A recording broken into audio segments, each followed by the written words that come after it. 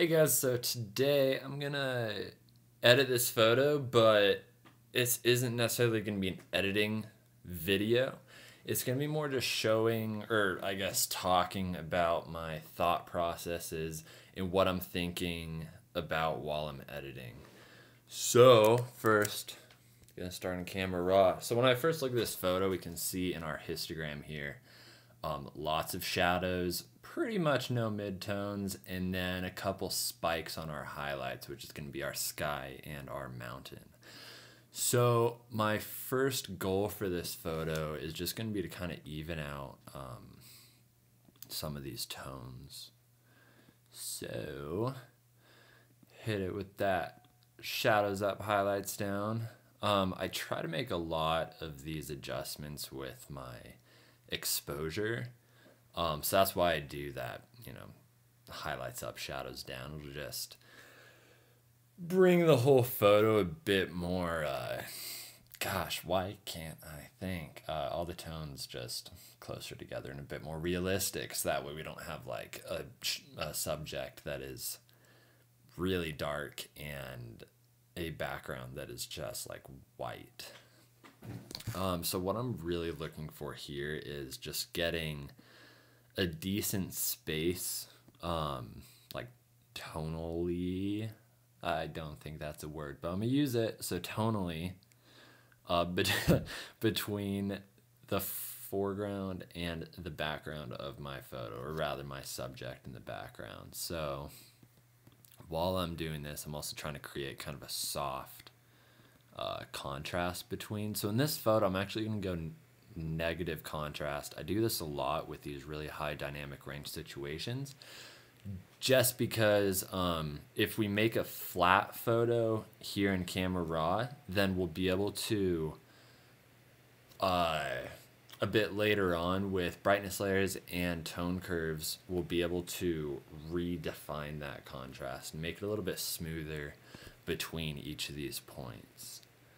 So let's see, I'll go up that, use some dehaze because I like how that looks, and also just keep an eye on my histogram to make sure it's pretty balanced. I want like a good peak in the more shadowed section, and then also a decent peak on the highlight section, just because we know when the sun is hitting a mountain like that with that much snow on it, it's not going to be like gray. Obviously it'll be pretty white, but also what we need to focus on is just not really losing the detail. So we can see how like it is blurred, so there's already not much detail, but you can see like still some of these little like gray points in that. And so from that, it looks like we still have pretty decent detail back there and are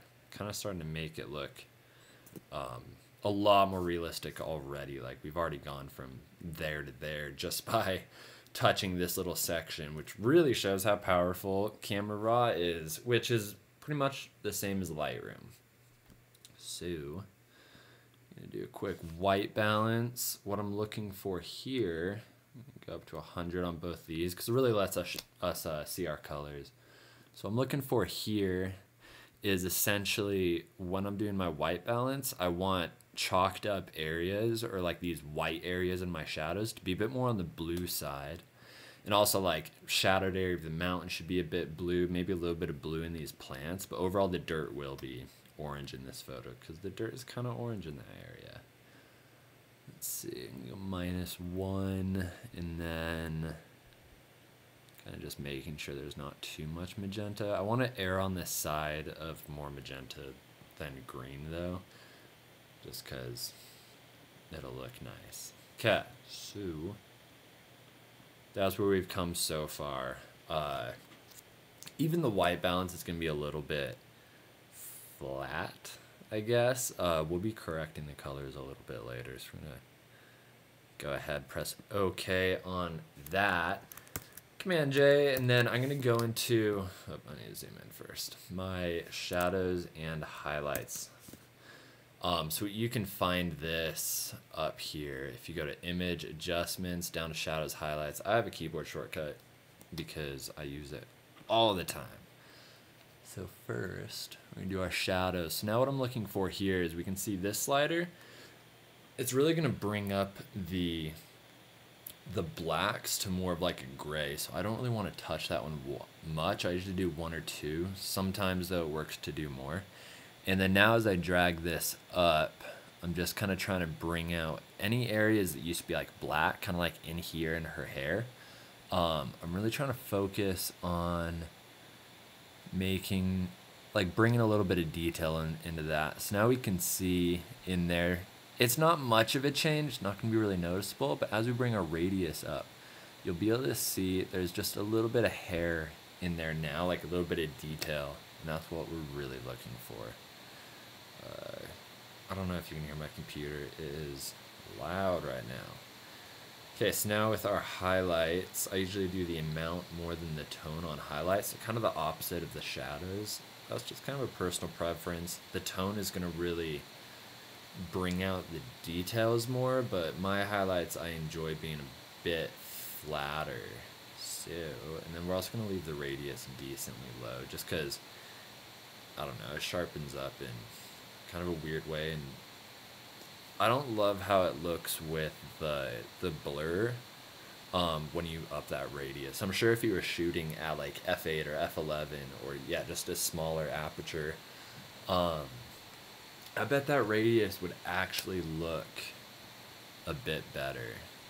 So now with the mid-tone, what I'm looking for is it's just gonna kind of smooth out between. I'm not necessarily looking at my highlights as much here, but more my shadows. It's smoothing out all these tones in my subject and making her, how do I explain that? Words are hard. It's making her lower contrast, but still keeping the detail, because we don't just want to take out the contrast, we just want to make it a sharp contrast. Okay, so now what we're going to do is we're going to do a curves layer and put a black and white layer on top of that, so that way we're not really messing with the colors. In this step of my editing, I'm trying to bring back that sharper contrast that we lost when we were in our oh my gosh, words are hard, camera raw filter. So I'm going to choose a lighter spot on her, bring it up a little bit, and then take one of the more shadowed areas like her chin, bring that down a bit, and you can see already we're getting a ton of that sharper contrast that I was talking about.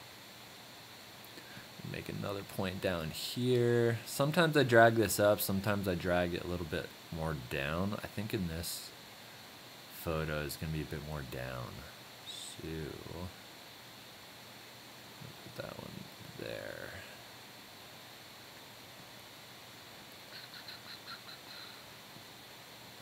Got to tweak it.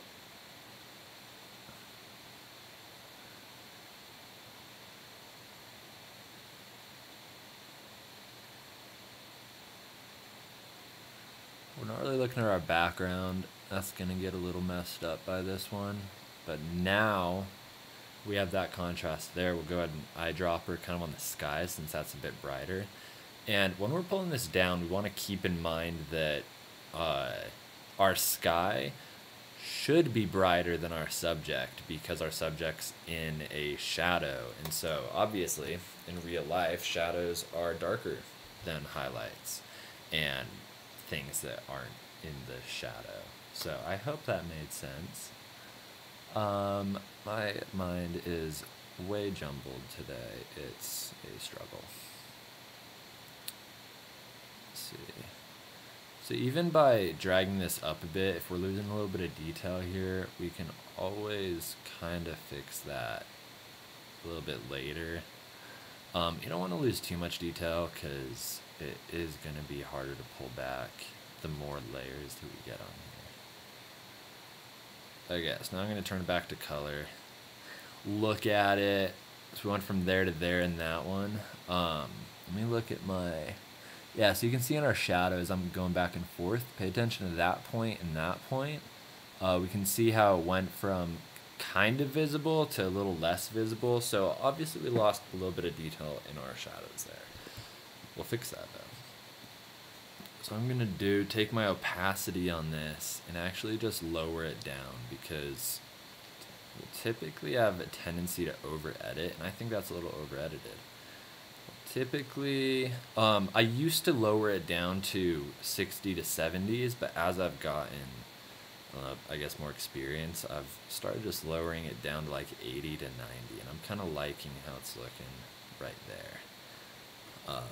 Even if you don't think that you necessarily over edited it, I always recommend at least pulling it back a little bit. I'm also just doing more of a simple edit here. I'm not going into my full workflow. So, Command J again, duplicate that layer, and I'm going to show you now what I'm thinking about when I'm doing my dodge and burn tool. So, first of all, I'm going to go to shadows. What I want to do is I just want to make my subject a little bit easier to look at here. So, in her face area, I'm going to up the shadow, just kind of whole body here. Try to up the shadows. It'll essentially make it a little lower contrast. And then also on the rock right around her, I also want to do that. Like, the eye generally is going to be more drawn to contrasty areas, but what we want to keep in mind here is that if an area is like too much dark, or I guess there's like a weird type of contrast where by doing this, I'm kind of smoothing out the contrast more, and also bringing out these little details in our shadows, as opposed to having these really dark shadows that don't have detail. I kind of like having that detail there. Normally I'd actually select the rock here, but we're just gonna... I'm using a small brush here just because I don't want to hit my sky, really. That would be obvious. Where I'm painting with this brush now on the midtones, so shadows I did it all over. Midtones, you're gonna look for areas like this right here, where it's more of a highlighted point on her. Use as big of a brush as you can, but also be careful not hit around them, just because that like halo look of if you were to just do this, I guess it's not too apparent here, but you can kind of see the sky there is going more white than the blue it used to be, and it's just kind of a sloppy look, an obviously edited look. Let's like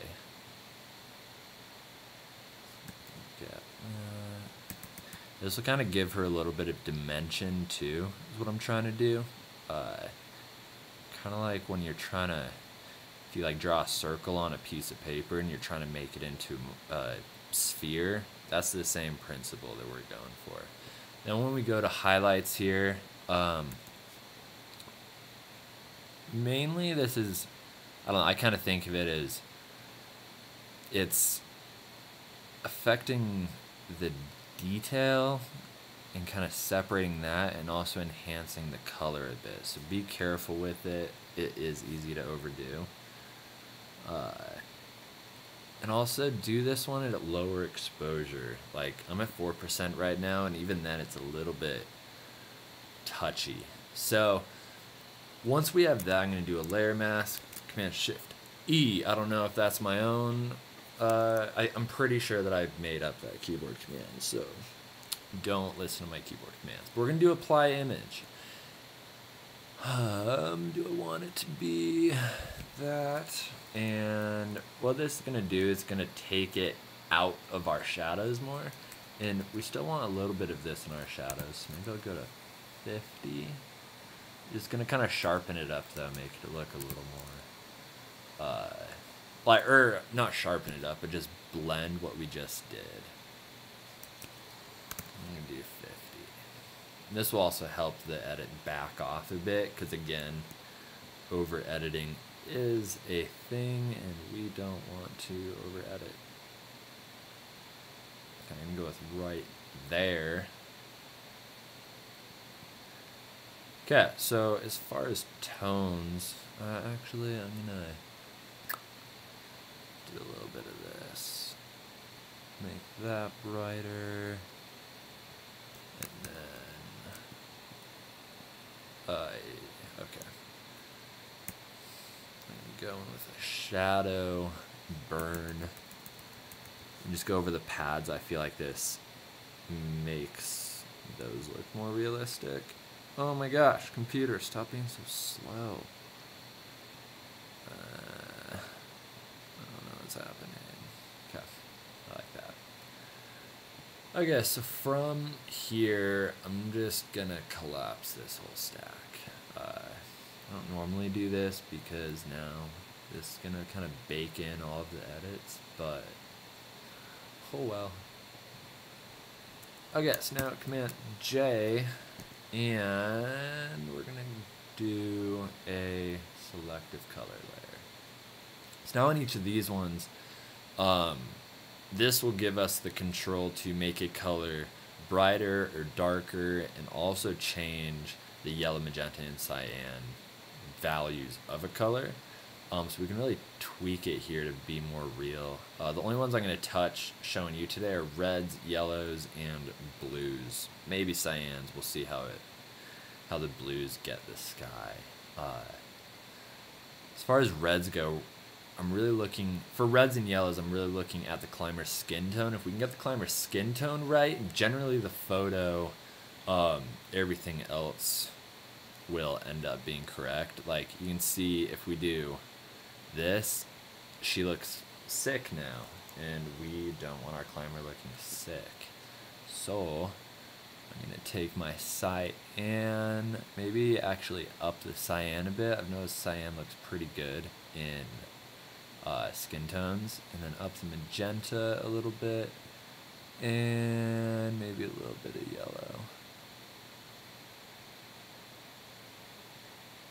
Also brighten her face up a little. Main thing I want to focus on is we don't want to like take the color out of her face. Like that's obviously too much. Decent. Okay, so obviously we barely changed anything there, but that's okay. Sometimes I'll take the black slider and just go down and up to really see where we're going to be affecting in our image. I want the yellows to be a little brighter. And then thinking about her hair is pretty like strawberry, so I really want to get the reds a bit more popping in my yellows. And by touching these yellows, I'm kind of liking that. So now we're going to go back to our reds because we can see her face changed color a little there. A little more yellow in that, a little more...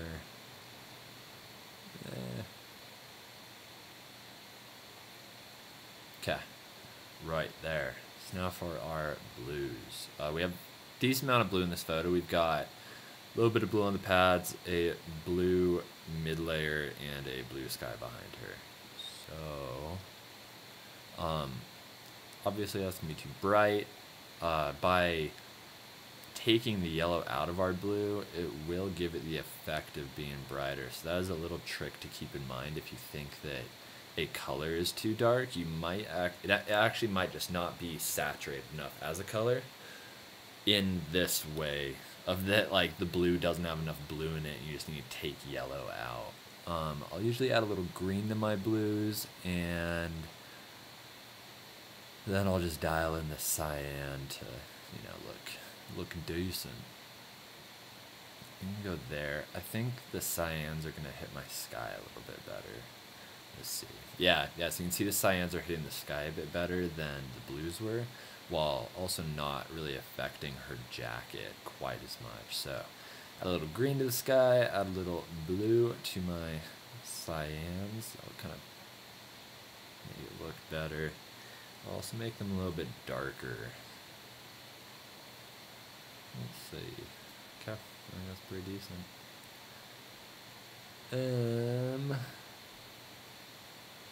Yeah, so I guess as far as main points go, that's going to be a lot of it.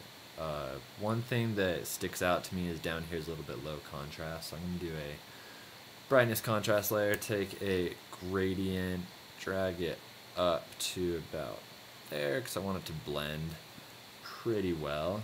We can see our layer mask there. And then I'm going to make it darker and more contrast, and that'll help it blend with the photo a bit better. And then again, I'm going to do a apply image. Make sure your blending is on multiply, because that'll, you can see how it's now just blending with my layer mask and not just kind of overriding my layer mask like it would be if it was on normal. You can see it just overrided it. So multiply. So obviously that one is taken out of our highlights. So this one will show, we'll add like deeper shadows back in.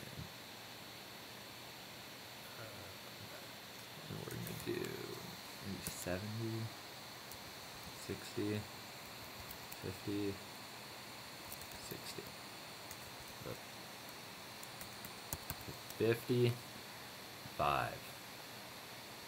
Yeah, that's pretty decent. And then once we did that, we're going to go back and retouch the actual brightness contrast of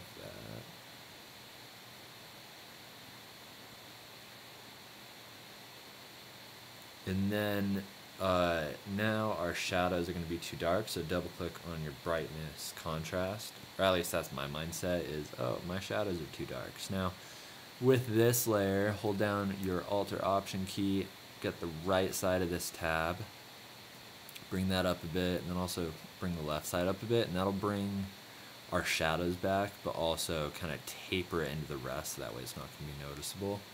And then we can also grab left side of this tab, again holding the Alt or Option key, and bring our highlights a bit more into the image. Great. There. Okay, and of course, opacity. Drag it back down, bring it back up, drag it down a little. I'm feeling it right there.